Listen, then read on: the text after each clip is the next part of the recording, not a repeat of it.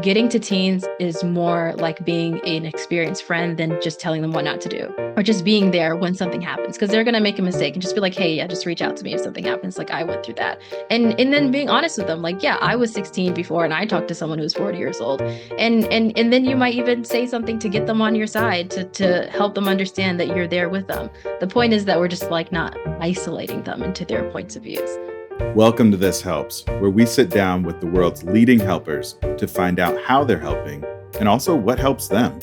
By the end of this episode, you'll have practical tools to improve your own mental health. I'm Marlon Morgan, founder and CEO of Wellness Together, an organization dedicated to improving the mental health of thousands of people every day.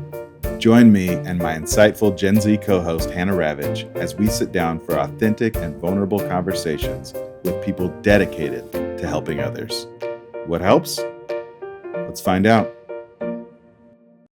Fareedah Shaheed, aka CyberFareedah, is an award-winning internet safety expert and a Forbes 30 Under 30 honoree. Through her background in cybersecurity awareness, threat intelligence, and online gaming, she has developed a unique approach called the SAFE method to teach internet safety to parents. She's been featured in the Wall Street Journal and on CNN. And she has also worked with after-school programs, parent communities, and organizations like Mozilla, H&M, and FedEx on internet safety workshops and campaigns. We are so excited to have Fareedah on the show. She's about to help us keep our kids safe online. Okay, our guest today, CyberFareedah, aka Fareedah Shaheed. It's so great to have you on today's show. Thank you for being here. We've wanted to talk to you for quite some time. We've had a number of requests from parents and other listeners, people who have brought up your work about keeping kids safe online and wanted to hear more from you. So we're so glad that you accepted this invitation. Of course, I'm honored to be here. I love this. Well, we start with one question. It's the same question for everyone. What is your best self-care day?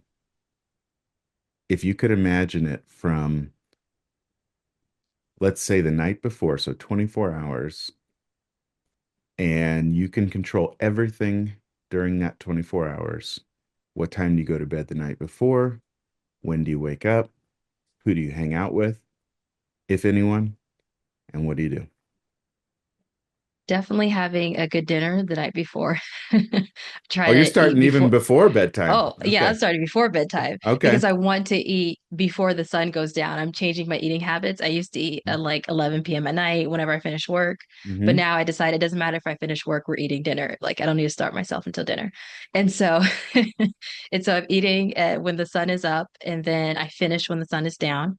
And from then, I typically will have dessert. I'm watching a favorite show of mine, and then I'll be gaming online with my friends. That's something I love doing. As much as possible, I try to do that a couple of nights a week or at least every single night.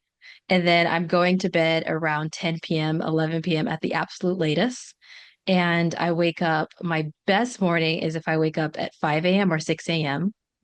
I meditate, journal, pray, do my intentions for that day, my intentions for my personal life, for my business life, for my community. And then I do like remembrance of myself and the mission that I have in my life.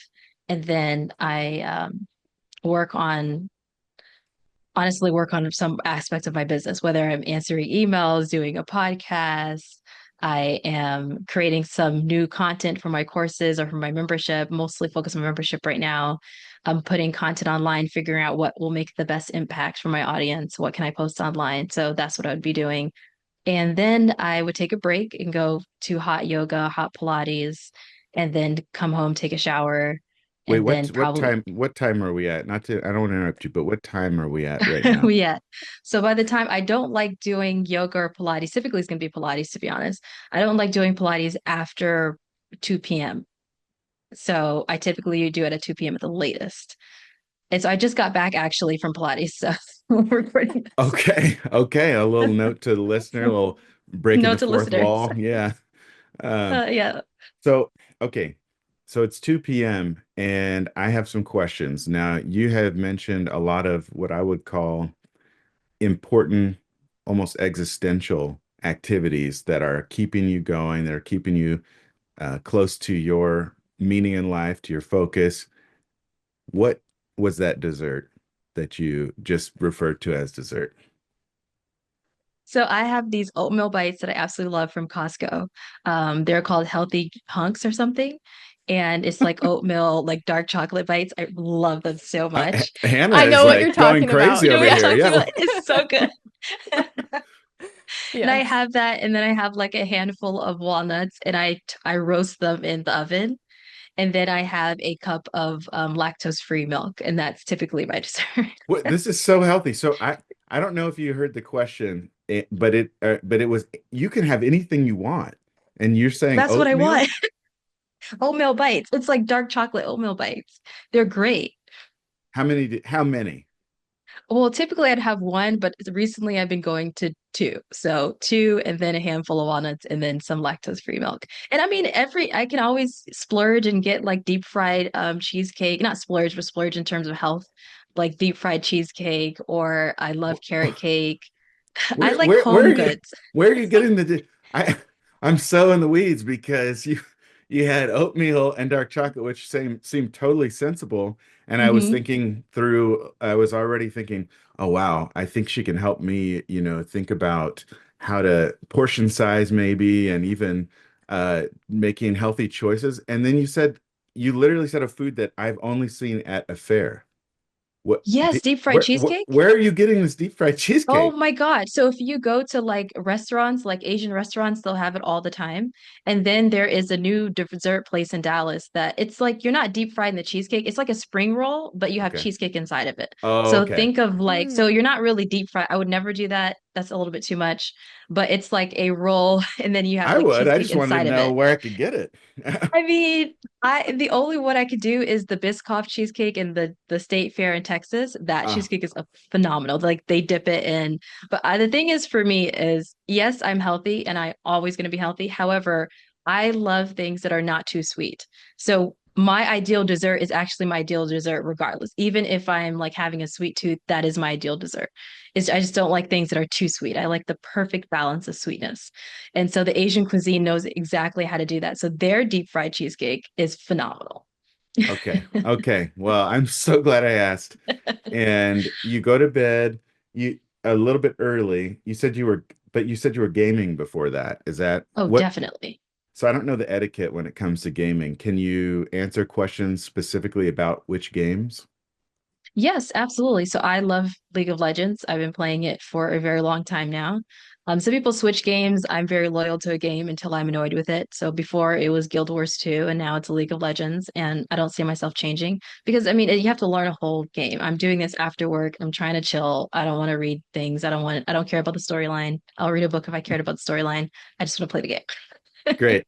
I'm loving, and so far, just for the listeners who can't see, Hannah, my co-host, my Gen Z co-host, is here, and she is just absolutely shaking her head like she knows all of these words and games. And so I imagine you're going to hear a lot from her today. I'm looking forward to the conversation between Fareedah and Hannah, to be honest with you. So before we get to that, let's go back to 2 p.m. the next day. You still have a few hours of this perfect situation. You've just done Pilates, as in like, which is pretty close to reality for today, it sounds like. Exactly. And tell me the no Pilates before two, is that kind of like a you can't wear like linen and brown before summer or like after Labor Day It's or just something like that? traffic. It honestly is traffic because I don't want to Oh, have to drive back in the rush hour. So okay. and then also I don't like working. I typically don't like working out in the mornings, typically, Mhm. because that is the best time to create content, to answer emails, to create content internally for my membership, but also for other people outside of it. So I typically don't like doing that in the morning because I feel like I just wasted my morning by working out. But that's just me. I might change in like 6 months. Okay, well, I'm glad we're getting a snapshot of exactly where we're at in time. And now that you've done all that, it's 2 p.m. What are you going to do the rest of the day? Well, I'll might work for another 1 to 2 hours after I come home and shower and change. So right now I came home, showered, changed, doing the podcast. I'm going to be doing work for another hour or two, and then I like to eat dinner before the sun sets. And so I'll probably be eating dinner. That's actually dinner's my only meal of the day, typically. Typically, Whoa. I don't have breakfast or lunch typically. You know what? I almost didn't catch that. I'm glad you said something because yeah, you haven't eaten yet in this day. And No, this I is your typically don't. it, okay. Okay, but remember you could do anything you want in this day and But that's what I want. that's what you want. Okay. You don't get I mean, hungry? no, I mean, I've done this for the rest of my entire life. Every now and then, like if I'm at someone else's house and they'll have breakfast, I'll eat breakfast. As a woman, when you're on your menstrual cycle, I typically will eat more because you have to for your health. Uh-huh. Other than that, and you get obviously more hungry and you're supposed to eat more calories to keep you up. So I listen to what my body wants. If I'm really hungry in the morning, I'll eat breakfast. So, and then I don't, it's not like, oh, I'm not going to eat. It's just I don't want to eat. I'm not hungry in the morning. I love food, by the way. I have like over 1,000 restaurants saved all over around the world. And just in New York alone is probably like 400. Okay. But for you, food sounds like kind of a nice add-on, not something you're thinking about all the time, which for me, it just reminds me of, I think, a coping skill that really shouldn't be. So I'm glad you can enjoy it. It's a great balance so far. Where are we at in the day? So now we're around 4 or 5 p.m. And then from there, I typically will answer a lot more emails. I'm catching up on my emails, answering messages, going on social media again, checking things. I might be walking after I eat. So I like to walk for 20 minutes after I eat now. That's something I added into my schedule. And I'm doing again remembrance and like why I'm on earth and what I'm here for, just recentering myself again. And then maybe work a little bit more and then game until like 10 p.m. Your self-care day includes a lot of work. So you must love what you do. Well, I don't know what else I'd be doing. I mean, You could do anything. I You could do could, it. I mean, yeah, like every couple of months, I could take a vacation somewhere. I could do something. I mean, that's my ideal day on a day-to-day basis. There are going to be days that change where I might go for breakfast one day, brunch with friends, come back home and do that, and I will rework what I usually do into that. But I like it. I mean, I even work on the weekend sometimes, but other times I just the last weekend I didn't work at all on Saturday and Sunday, like whatsoever. Very proud of myself. I don't want to redo the whole question, but when you take off work, give me a few of the Oh, differences. okay, yes, because I'm in my work mindset. I'm like, Yeah, okay, yeah, if I take off yeah. work, I'm starting to get um, offended because of how many times you've called this podcast work, but I'm gonna let it go and then we'll just but uh everything is it's great though. To me, work is like inspired action. okay. Oh, okay. I like that. So I'm not working like to me, this is play. So either I'm gaming play or I'm playing with my life. I'm playing with what I'm doing. I'm taking inspired action. I love doing this. I Hmm. would be doing this regardless. So even let's just say like someone sent me $1 billion tomorrow and Uh-huh. all kids are protected and Uh-huh. nothing is wrong with the world and everyone's happy and safe. I'd still jump on a podcast and talk about this. I'd Okay. still would go to hot Pilates. I still would probably only eat like dinner at night and then go to a random restaurant, but I probably would be traveling, meeting different people. Going. I love epic classical music. I just love that. I love Hans Zimmer. I love Adrian Ooh. von Ziegler. I just Get love some, music. get some real movie soundtracks in there. Yes, yes, I love movie soundtracks. What's your top that you go to? Oh my God. I mean, I have a whole list actually on Spotify that's public, called Epic Music. Can we add But that to the show notes? absolutely, Okay. absolutely. Okay, we will. But it's something else you keep saying. It's like the shortest way to what I usually describe as a value-driven life in close relationship with others, but you keep calling it inspired action, which is like so much better and shorter than my version. So I've written it down. I want you, while we're recording, I want your permission. Can I have your permission to start using inspired action a lot in my Yes, day to day? absolutely. Yes, Okay. absolutely. It's an inspired action to even do it. I'll try to do like a works cited after every few. Oh, Uh, when the inspiration comes, but if it doesn't, don't. Like, I don't even know. I probably got it from someone myself. Who knows? I just came to me recently and I was like, yeah, this is inspired action. I don't like calling it work. Work feels like you're on a construction site pulling like concrete or something. I yeah, don't which for know. some people could be inspired Yeah. action, but Yeah. and I'm glad it is, but yeah, Thank God. so not for you. Um, No. did we wrap up that day? I don't want to leave anyone hanging with what. I mean, yeah, I talk to friends, family members throughout the day, like about their day, what they want, helping them with their thought processes, them helping me with my thought processes. So, yeah, my loved ones are definitely a huge part of my day. I love that. Well, actually, got a chance to read a book that you wrote with your mom, and it's called I Think I'm Ready to Tell You Now. It was about one of those meaningful relationships, and it's about the relationship, at least certain snapshots of it with your mom. And I thought it was also inspired and a really good read.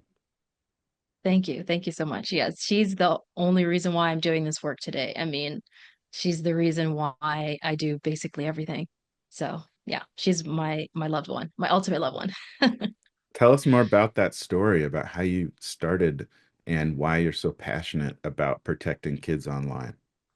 Well, this is a day of my life as like 13 years old, gaming online, talking to strangers. After I'd finished my schoolwork, I would go online and I just have fun. Before I got onto the internet, my mom told me, look, like, don't talk to strangers, don't tell your name, don't say where you live, the whole thing, don't send pictures. And she said, most especially, never talk to a man, like, never talk to a man as a young girl. Hmm. And I'm like, Hmm. great, won't be doing that. And then I went online and I did exactly that because what does she know? Right. It's like, Okay. While she was she's telling you, were you thinking, "Oh, I'm going to follow this advice," or were you thinking, I'm going to quietly not follow this advice"?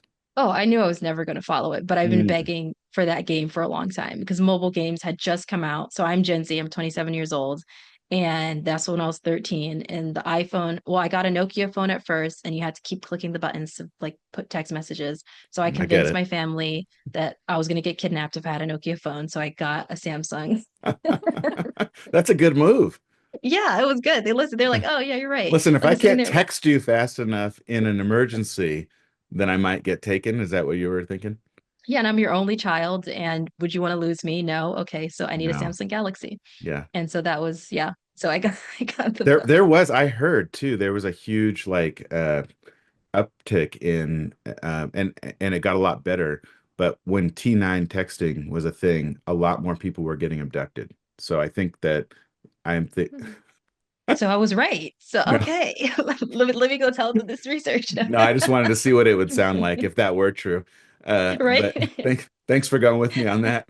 Hannah's shaking her head. She's very much disapproving of I don't even know what T9 texting is. oh, thank you so much. And another thing that happens a lot, Farida, on this show is Hannah will say something like that, and then she'll like 2 minutes later will be like, "Oh, I remember. My dad told me about that."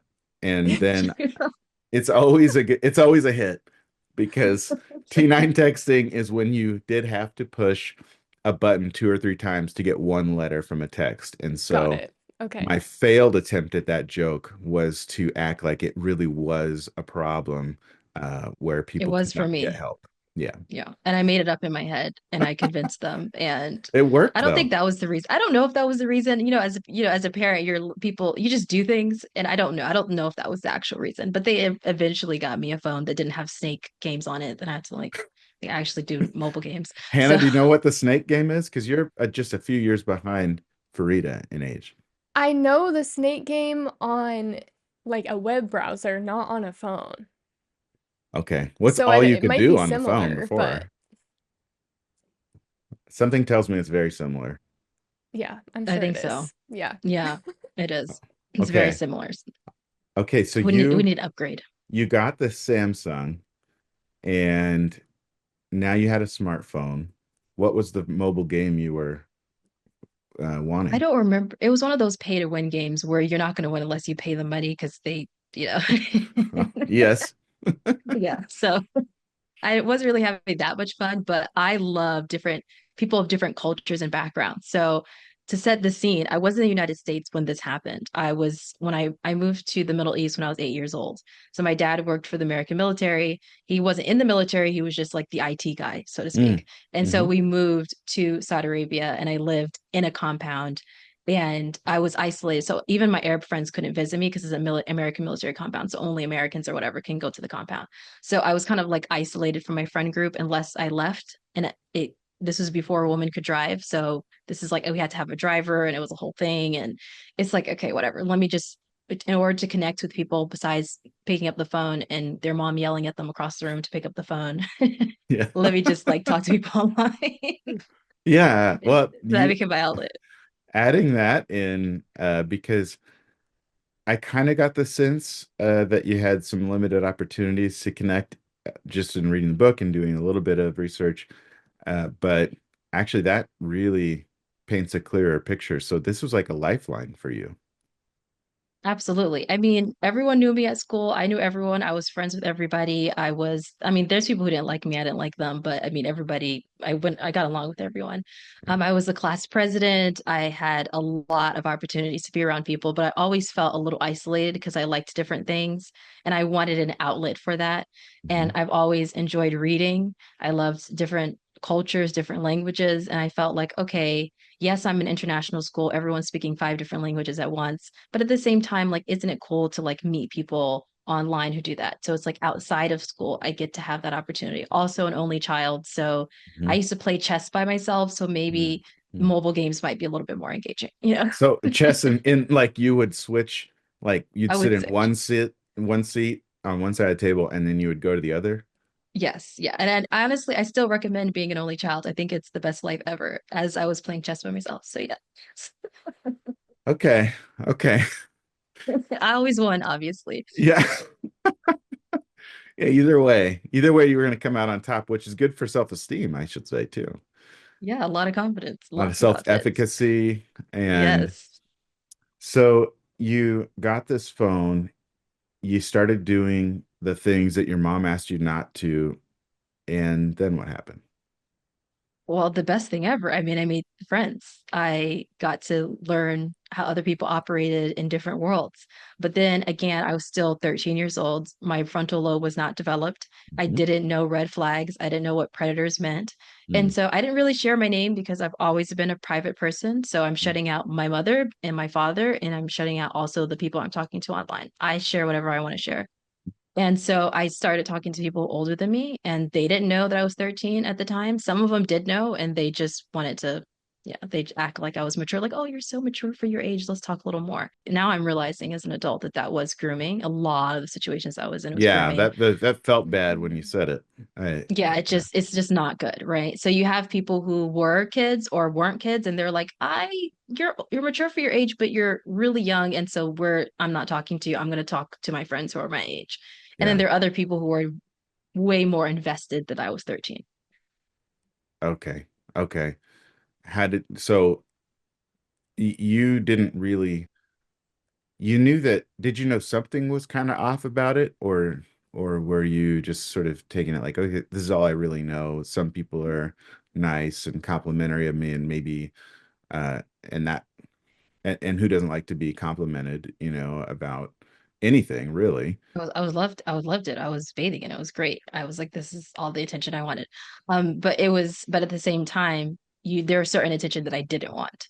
And so when it became uncomfortable, I knew that I couldn't talk to my parents about it because they already told me not to do this in the first place. Oh, And I okay. didn't know how to have that conversation. And so I was Mhm. like, you know what? And then also I don't want their judgment. And then I didn't want them to take the phone that I had been begging for That's and made a yeah, whole that's what I case. was thinking. Yeah, you Right. don't You want, know, you just worked so hard to get that phone. It kind of left you silent with few options. exactly. And I knew that probably a predator wouldn't be able to get me because there was like the military in the front, and so they couldn't get to me. So I was not really worried about that. But I was worried about like if I shared a picture, they would share it with other people. If I had private conversations, they would share with other people, or that I felt uncomfortable with certain requests that were being made of me and I didn't like it. Or you did like it for a moment and then later you're like, wait a minute, I don't think that was good. I don't think I should have done that. And so you don't know how to have those conversations because you don't know. I didn't know how my mother would react. I didn't know how my father would react. I knew that they would be upset or disappointed. And I'm like, you know, I don't feel like dealing with that. This is just life. You have to go through it. There are goods, bads, ugly. So I just kept going. And I kept going until 16 years old. And that's where the book comes in, where I talked to my mom about a situation that I was in. And the only reason why I told her, this is back more in the United States. So I went back to the United States for college. I was 16, so I had 1 year left in high school and I was doing independent studying. And she was like, "Hey, do you want to go to a regular high school for your last year?" And I said, "Absolutely not. I love being like my own schedule, waking up Mm-hmm. whenever I want, Mm-hmm. gaming until like 5 a.m. in the morning." And one of the guys that I met while I was gaming, we formed like a really great friendship, and it was turning to like a more, romantic Mm-hmm. relationship. And so I said, "Hey, I'm going to go visit my friend who lives in a different state," and I was packing up all my bags. And I said, "I'm going to meet him like at the park." And and I had all of this set up already before I talked to her. The only reason why I told my mother was I just wanted her to know where I was going to be. I wasn't asking for her permission. I wasn't divulging information. I just said I met someone in a video game, we're meeting at a park. End of the story. So, and I knew that if she said anything that made me feel a certain way, I would have just like left, because that's how I was as a kid. Like I'm like, "Oh, you don't like it? Well, Mm-hmm. I'm out. Like Peace. I'll Yeah. get a job at McDonald's. I don't care. I'll live with him in his apartment. Like I Yeah. don't care." Yeah. Yeah. So your plan at that time sounds like a scary one now, looking back on it. I mean, so you were supposed to meet this person at a park and then go to another state? Yeah. So my friend had lived in another state. And so I was being dropped off at her house to spend time with her for that month. And while I was there, he lived in the same state as her. So that Okay. was like, oh my God, this is my one opportunity, because I didn't have a driver's license. I was not going to go on a train and meet him. Hmm. I was like, "You meet me. Like, why would I go meet you?"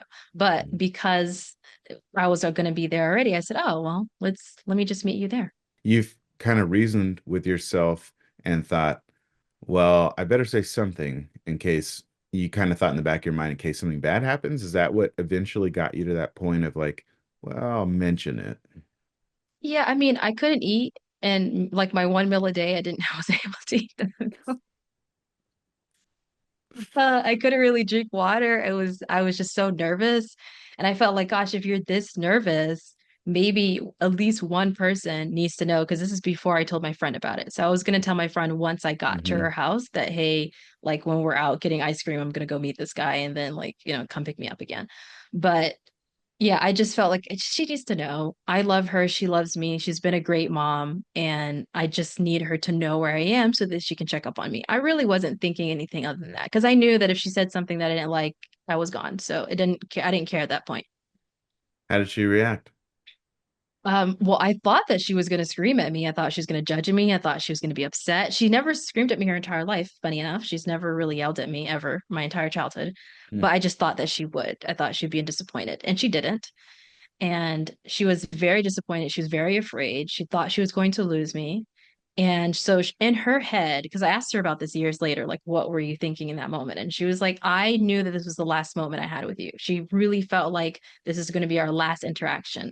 And in her head, she was thinking, what do I want my daughter to remember? What do I want her to know? Do I want her to feel like she doesn't have, because she knew that the guy that I was talking to was up to no good. He's like in his 40s and I'm 16. That's like, this is not a good You knew situation. that. Did you know that too at the time? I can't.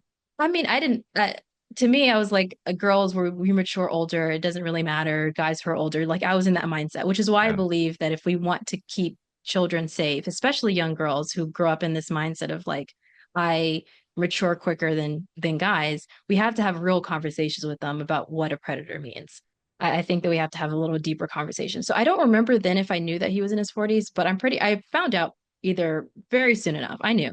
I mean, I've talked to other people who were in their 40s when I was 16, so it didn't make a difference to me. But yeah, so it obviously makes a difference to me now, and it made a difference to my mom at that moment. Sure. And so she was like, "Oh, okay, I know this is going to end badly. There's no way that this is going to end well." And so she was thinking in her head, okay, if she doesn't trust me, then I need her to at least subconsciously know that when something bad happens, you are welcome back into this household, and I love you, and no matter what happens, I'm on your side. And so she did not want to lose me. And she didn't want me to feel like the only refuge and space I had to be myself was with this clearly crazy predator guy who Right. was preying on someone who's like 16.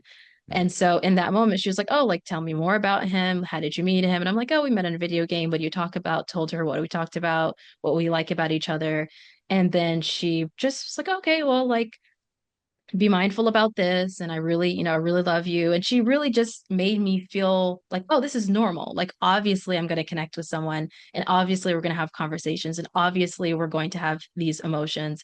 And she has had it in her lifetime before, and she was giving me an understanding that, hey, if he's making you feel this way, if he's saying that, just be mindful of that, because someone should make you feel this way. And if he's doing that, just be mindful of that. And if you have a feeling in your stomach that's not good. And as she was talking, I was like, oh my God, she's right. He said this to me and I didn't like it and I ignored it. He did that and I ignored it. And then why is he doing this behind my parents' back? Shouldn't he want to make sure I'm safe if he's really a safe person? And so I kind of like it was his stories and lies that he was telling me started to unravel because she was so patient and kind and non-judgmental and open. And I felt like I was talking to a friend. And so in that moment, I was like, wait a minute, she's not the bad guy for wanting to stop me. And I didn't even think that she wanted to stop me. I was just in the moment of like, she's not the bad guy. He's Hmm. the bad guy. Like, why is he saying these things to me? Why is he making me feel this way? If he really cared about me, why would he say that? And so things would unravel at that point. If she had a different reaction, I'm a very private, like I've been private ever since I was like 8 years old. I've been Hmm. always like one of those kids. So if she had done something different where she demanded to see my texts, demanded to see who I was talking to, contacted him herself, it wouldn't have gone really well for me. I don't give this advice for all parents. It's just this is my story. That's so much on the line. I can't imagine what that was like. And I'm also so impressed with your mom's ability to stay cool and not make it about her anxiety in the situation. Sounds like that was pretty key. It absolutely was key. So for her in this moment, this was basically she was going through one of the worst moments of her life Right. as a person and as a mother. Well, obviously because of this situation, I'm her only daughter, and even if I was one of 10, she still would feel the same way. She felt like she failed as a mother. She was going through a lot of guilt and shame, especially because she divorced my father. They were married for like 17 years. She comes from a family where you just don't divorce, you go through everything together. My grandparents were married for 45 something years, Wow. 45 plus years until my grandfather passed away. And so it's not a thing in our family to get a divorce, right? And so she was one of the first, I think maybe even the first one to do so. And so her life was falling apart. She felt like she was not living up to the standards of what it is to be the best woman ever. And she was just like, I don't know what to do. I've lost hope. I'm losing everything that I love. And the one thing that was keeping me alive, literally, she went to the doctor and they're like, we actually don't know how you're alive because your cortisol levels and everything was just horrible, is my daughter. Like my daughter is the only thing keeping me alive. And so Mhm. she was like, she didn't have any energy to yell. She didn't have an energy. Like she just was broken in that moment. And then she remembered how she felt as a kid, as a teen. And she was like, the only reason why they do this is for love. No child's going to put themselves in a situation that they know is bad. They're not like your instincts as a human being is to stay with the people that love you and care for you. No child is going to leave the nest unless they believe they're going to another nest in whatever way, whether the nest is I have a space where I can just be myself, I can be free, I can be crazy, I can be wild, or the nest is I can be in a space where my thoughts and feelings and opinions and worries are accepted and heard and understood and thought of. So it's always going to be another nest. So she was like, the worst thing I can do is make this nest on shaky ground so she feels safer with a predator than she does with me. And that was her mindset. That's so much to think about in that short period of time. Is there something that you would recommend to parents ahead of time so that they can sort of build that nest or insulate one of their kids from even wanting to go down that road? I mean, that's when the safe method comes in. So we developed the safe method together based off of all of our conversations, my background in cybersecurity awareness, threat intelligence, of course, this situation, her background as a therapist and a community leader, and then dealing with me, parenting me. Uh, Yes. But you created this model or this program with your mom yes. Yeah. We and sat down together. kind of based on what your experience was, what her experience was, and what people can do right or that's helpful, I should say. So tell us about that. So it's an Yes. acronym, So right? it's acronym SAFE. Yes. So it's like the safe method, the safe pillars of protecting your kids online. The first is safe spaces. Second is accountability. Third is fun. And of course, the fourth one is empathy, E. And so safe spaces, number one starts with your own safe spaces. We typically jump to kids. It's like, oh, how do we keep them safe? But it's like, how are you keeping yourself and your emotions safe? Are you giving your own inner child a non-judgmental space that's safe and open, and you can tell yourself anything about yourself, to forgive yourself, to love on yourself, to hug yourself? Those are those moments. So going to therapy, um, thinking about your mental health, how you're approaching your day, your own self-care, everything that Wellness Together stands for. That's the number one way to protect your kids online. And then the second way is using what you learned for your own mental health in your own space and using that for your kids as well. So being vulnerable with them, open with them, honest with them, showing them what it meant for you to give yourself that space, and then you automatically will start giving it to your kids because you're going to. You love your kids. You're listening to this podcast. You're watching it. You're going to do it. And then the second part is accountability. So if you say, if you do this, I'm not going to get mad, don't get mad. And when you get mad, because you're going to get mad because you are a human being, that you apologize and you come back and you say, hey, I'm sorry. The fourth is the fun. So adding fun, playing the games with your kids, being on social media with your kids. You see a video that's funny, share it with them. If they want to talk about Roblox and it's like, nails on the chalkboard, be like, hey, have moment, breathing exercises, listen to Mhm. it. Can't listen to it right now. Say, hey, after dinner, let's talk. Before bed, let's talk. And then E, empathy, is putting yourself in your child's shoes and understanding their world and protecting them in their world, not trying to figure out what everyone else is doing, the new app, the new slang, the new whatever. Focus on yourself and your child, and you'll protect them. So a lot of it is sort of helping to insulate or make uh, make a safe space and create readiness for what your kids are gonna encounter. Exactly.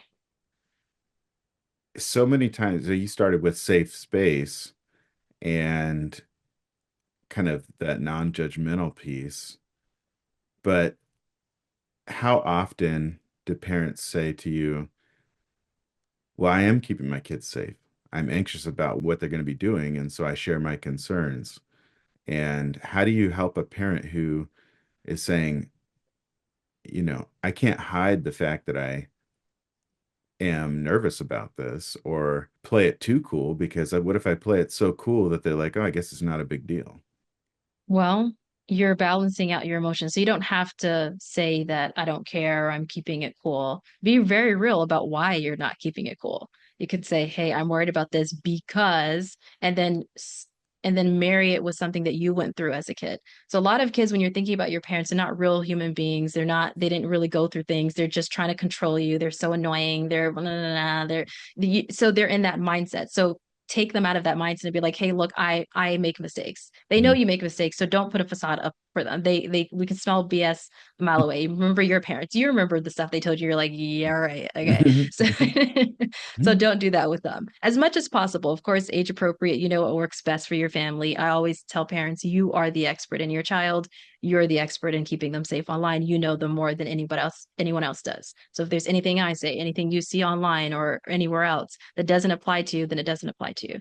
But yeah, telling them your concerns, saying, yeah, I'm concerned about this because I remember when I was in high school, when I was in middle school, this happened to me and it made me feel this way. And I kind of wish that I had a space where someone would warn me about this. And I know that sometimes you may not see it. I may not see it too. Like I miss things too. And so you can let me know your experiences. What do you think? Do you think this is an actual big deal about predators on Roblox? Like, what is a predator? How does so just opening up those lines of communication. And I see Uh, Hannah like nodding. I'm like, did you yeah, feel I like you're want to.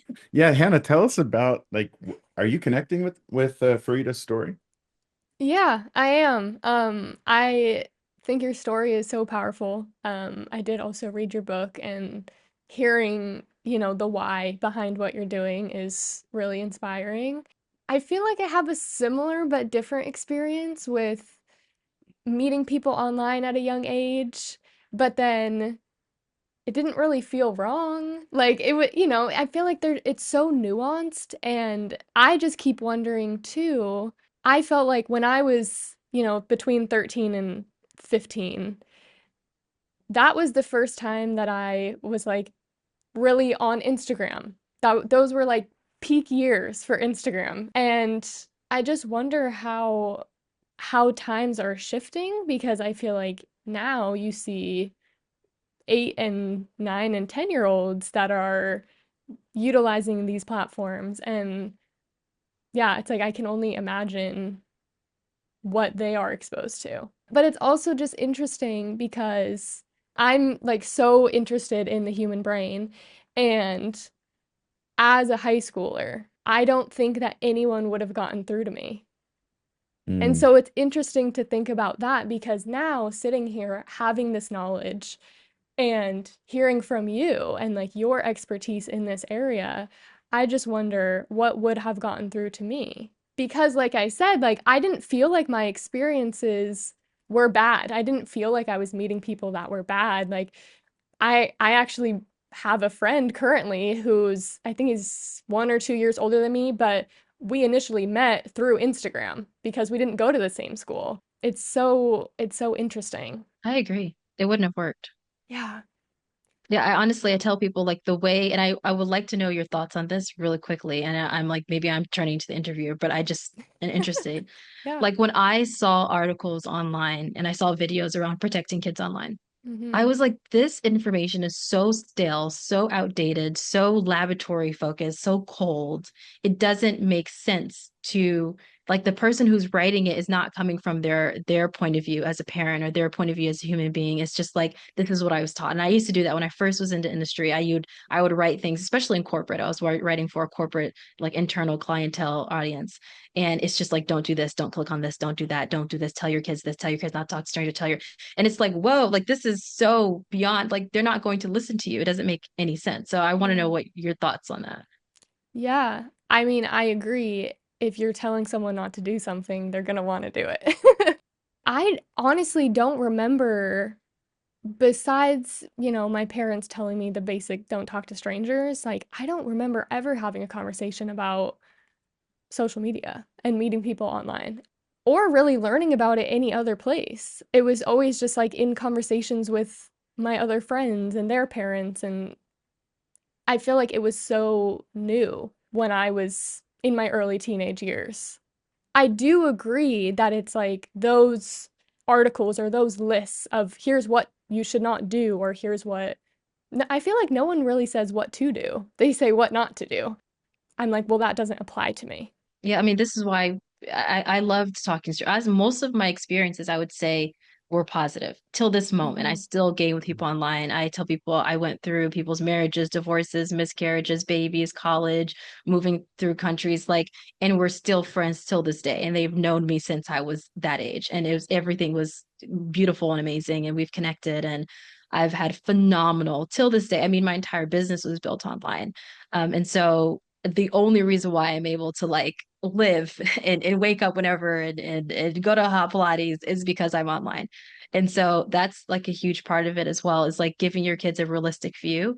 And I don't think anything would have gone through to me as a teen as well. Like genuinely speaking, it's because when you say don't talk to a stranger, that doesn't make any sense. What is a stranger? And there's a lot of research when they talk to teens also, they all ask kids, what does a stranger look like? Or what does a predator look like? And everyone describes someone in their basement eating Cheetos with a hoodie, hasn't showered in a couple of days, like this like version of it. And Yeah. so they're like, well, this predator that they actually met that was actually grooming them, they're not a predator because they were attracted to the person. They were in their mother's basement eating Cheetos.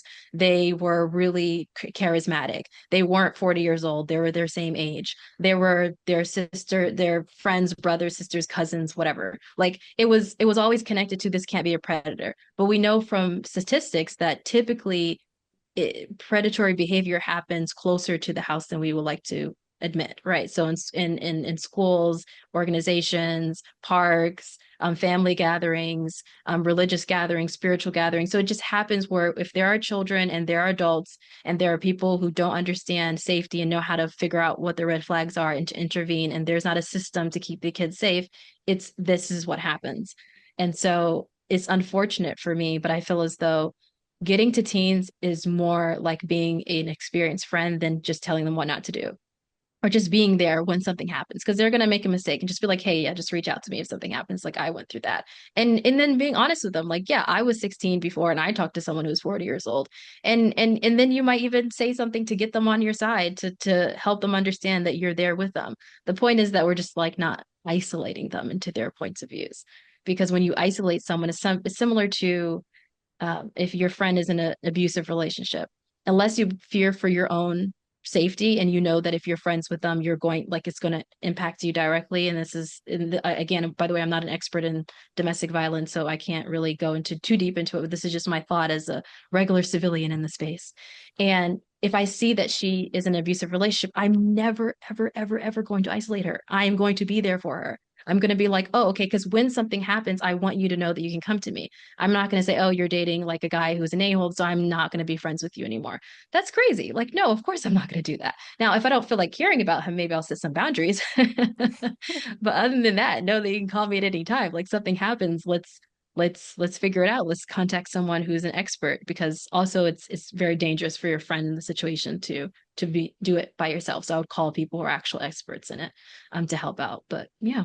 That sounds like unconditional love. Yeah, Yeah. yeah. I mean, I kind of I don't know if I really believe in unconditional love, because I feel like all love comes with some sort of conditions. However, I feel like that's like enduring love.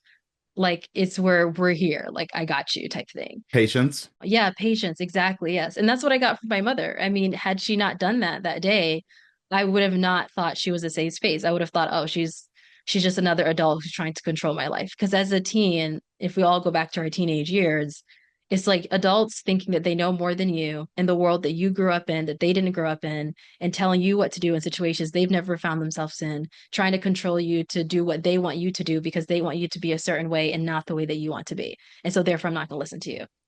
And that's how you are as a teen. Yeah.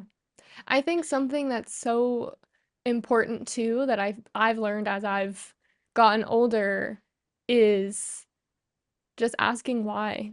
Like trying to understand it further, I think gets you so much farther than, because I said so. That I feel like it puts a defense up where you're like, oh, well, I'm not understanding this fully from both the child's perspective and a parent's perspective. So I think that's something in this space where people are navigating the world of the internet, trying to understand, like, well, why are you doing this? Or what are you feeling? Because something that you mentioned in the book was people feeling like they're not enough or feeling like they're not accepted, and then doing this in turn. I do think that there can be some positives, like you were sharing, of social media, but just having those conversations, open dialogue, and holding space, I think that's going to make a difference. Huge difference. So S for safe spaces, and that looks like sort of just creating an environment where, or a nest. I like that you use the word nest, that they know they're safe. They know that you're going to be patient with them and love them and kind of say, I'm with you. And almost as they get older, sounds like be that role of an experienced friend. I liked that. And then So A for the accountability piece, which I think you're pretty clear about. Hey, if you keep a promise to your kids, they're more likely to keep a promise to you, and do the same thing. And F is for fun. It sounds like it's part of, there's joy in finding out new things and sharing video that you both are going to think is funny online, and there's good things about it, so it's not all like this gloomy, um terrifying, you know field of landmines, but you have to be aware that there are some pitfalls to being online, and that you're sort of opening yourself up to some of those dangers. And then empathy, is E, and that you sort of end with that, and I think that is important too. And this isn't totally empathy, but when you talked about that, used to do presentations at school districts and talk to parents about some of the similar topics that we're talking about here. And I once had a parent come up afterwards and say, I just don't understand. I don't like the same things my kids like. I don't want to talk to them about video games and the things that, I just have no interest. And I quietly judged them for a moment, and I thought, well, what do you expect them to like Newsweek or like PBS or something? Like what is it that you what were you hoping for with your 10-year-old boy? But I didn't say that. And I just kind of said the same thing you did, which is even even if you just sort of pretend like you like it or that you're interested, you're sending the message that I am interested in you and in your life. And I know that's not empathy, but at the same time, it sort of puts you on a in that place of like, I want to understand you. I want to show compassion, even if it's about something I don't think is important, because even I can remember all the way back to when I was that age, and everything you talk about and do is important to you. Absolutely. I mean, I do believe that is empathy, right? So it's like two empathies, every aspect of the safe method, there's many different nuances and a deeper version of it. So what you said is a deeper version of it, where that is empathy. Number one, empathy for yourself to not like the subjects that your kids are talking about, nails, on a chalkboard.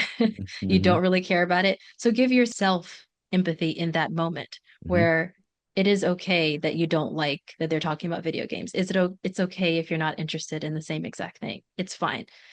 What is important to your child is important. End of the story. So you're engaging with what they find important. You don't have to find importance in what they find importance, but you're just engaging in someone, a soul, a human being that is important to you. And so even in the moment, if you're not really thinking or not listening to them, just looking at them like, wow, I'm so grateful to have you, or I'm really busy today and I really need to be doing something right now, but I'm just so happy that you're alive and you're in my house and we're talking, and this is really amazing. And just whatever helps you stay in that moment with them to smile.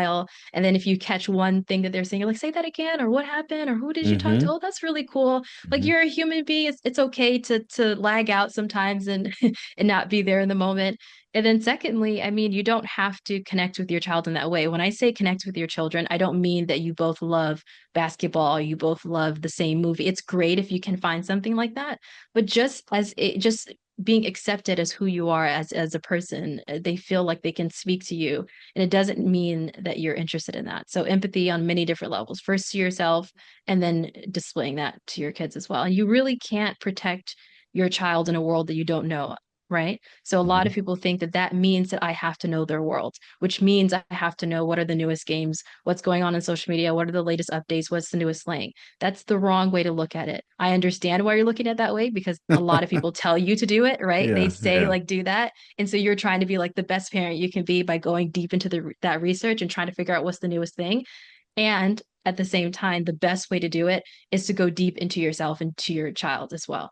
And to be like, oh my God, what lights their heart on fire? What lights me up? Like, what do I like doing? What did I do before I had kids that really gives me enjoyment? What does my child like doing? Is there something that there's like an overlap?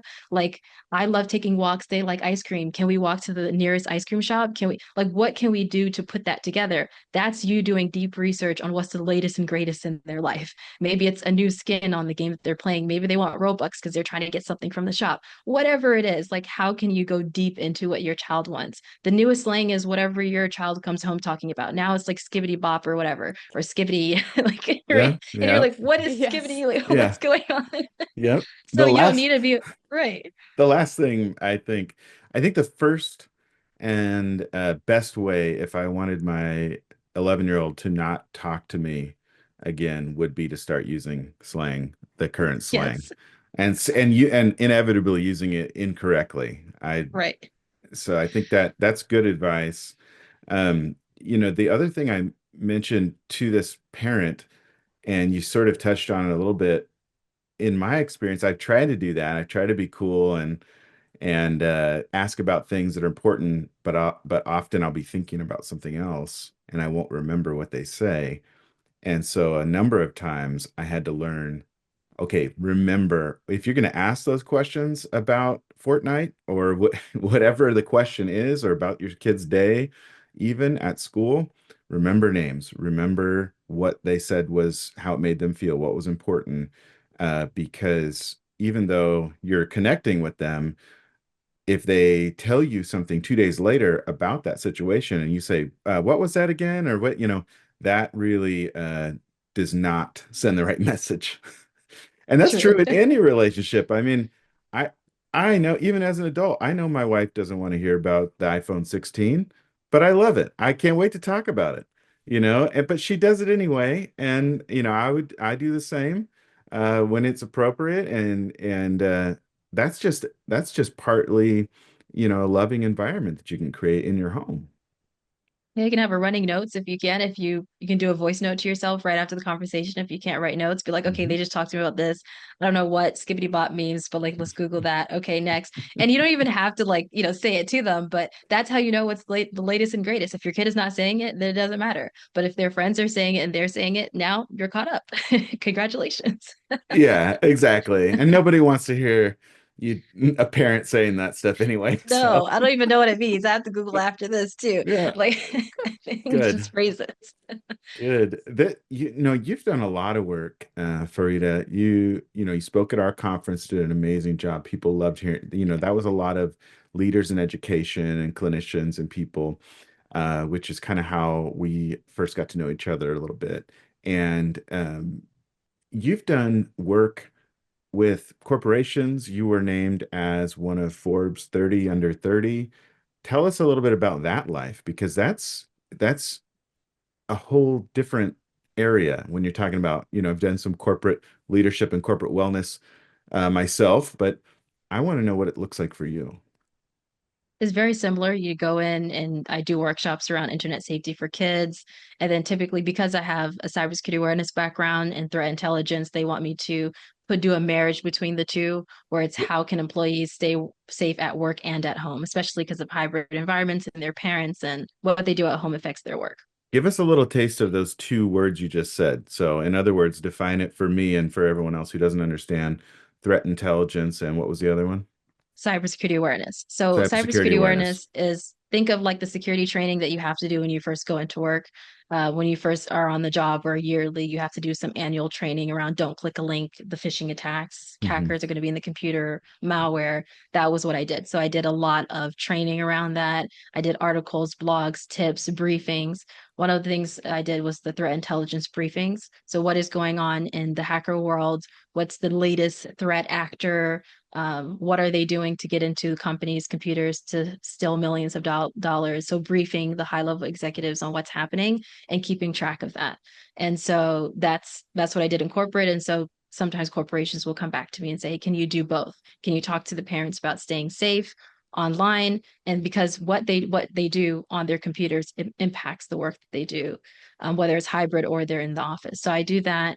I talk a lot about internet safety for kids. Sometimes I mention my story if it's relevant. Other times I just kind of breeze over it. And the Forbes thing was all my community. They nominated me. It was over 100 people nominated me. And then somebody contacted me from the Forbes team saying, hey, we've gotten a lot of requests from other people who were in Forbes who were like, I don't know, a lot of connections. And so they just said, hey, can you fill out this form immediately by midnight? So I was on my phone at 10 p.m. I was actually gaming. I took a break from gaming and I got a message on LinkedIn and I was like, oh, cool. I wonder if that's a scam. I don't know. Let me let me reply. And it actually ended up being Forbes. So that's how I got in there.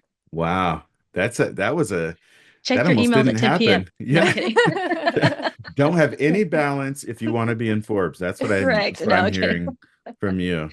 Wow. Is there anything else you can share with us about sort of the future of your work, and then also where to keep in touch with you online? Oh, absolutely. I am CyberFareedah everywhere. The future of my work is anything to deal with keeping kids safe online.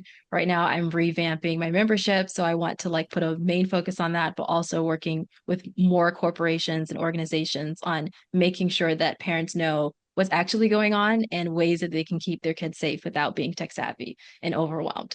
So that's the future of my work. I grew up in the Middle East, so I want to do a lot more of talks in the Middle East, Hmm. especially in Arabic, so I don't lose my Arabic because I'm Arabi. So I need to keep going with that. So that's the future of my work. I'm so excited. Inspired action. I love it. Inspired action is certainly something I'm taking with me, hopefully forever. Hopefully I won't forget it. I did write it down like a classic parent. This has been lovely. You are a joy to talk to, and I think your work is really impacting many people and will continue to do so. So I Thank you. appreciate you sharing your story and being with us. I I appreciate you agree. both and I appreciate Wellness Together. This has been amazing, phenomenal.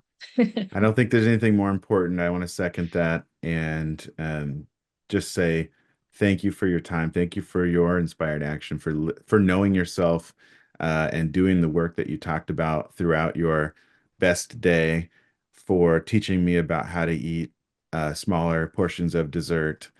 And And eating bigger portions when you want, because that's inspired action. That's healthy for your mental health to get what you want sometimes, oh, good, good. I'm glad all you the left time. us with that. That is what I wanted to hear, Fareedah. Thank you so much. We should end on that. Yes, we should. Thank you. It's my Okay, pleasure. thanks for being here. Thank you. Bye. Bye. Thanks for joining us today. We hope it helped. Stay connected with us at thishelpspodcast.com.